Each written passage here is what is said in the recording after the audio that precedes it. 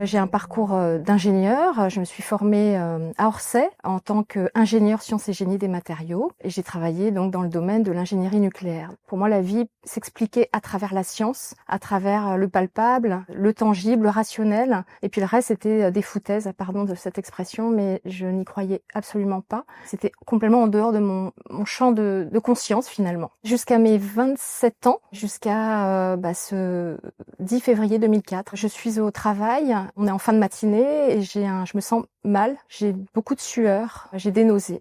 Et là, mon corps s'est complètement raidi, j'avais les yeux révulsés, j'avais les bras hypertoniques, le corps hypertonique, et je suis tombée, mais je n'ai absolument pas de souvenir de cela, ça m'a été raconté. Je suis tombée raide en arrière, je perds conscience, mais je n'ai pas conscience de cette perte de conscience, ça n'a pas été un trou noir. Je passe instantanément dans cet espace blanc, lumineux, où je suis attendue, c'est comme un retour à la maison. Un espace, en fait, fait de lumière, sans limite, d'amour. Et j'avais conscience que j'étais morte, et c'était extrêmement doux. J'avais cette conscience que je laissais tout derrière moi, mais c'était OK.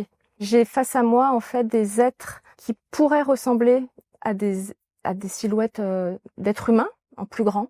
Je parle d'énergie masculine et d'énergie féminine. Je ne voyais pas leur visage. Par contre, je sentais il émanait d'eux, pour moi, un amour, puissance 100 000, quelque chose que j'ai jamais vécu sur Terre, ni avant ni après cette expérience. Et l'être qui était au centre, qui était comme plus charismatique, c'est mon terme à moi, hein, qui avait une énergie d'amour plus intense en fait que les autres êtres, m'aimait profondément. Voilà, j'étais dans un amour et que je ne peux que qualifier de félicité, et je ne connaissais pas ces êtres. Par contre, eux, ils connaissaient tout de moi, je me suis sentie à nu. Et j'ai entendu une musique d'une pureté.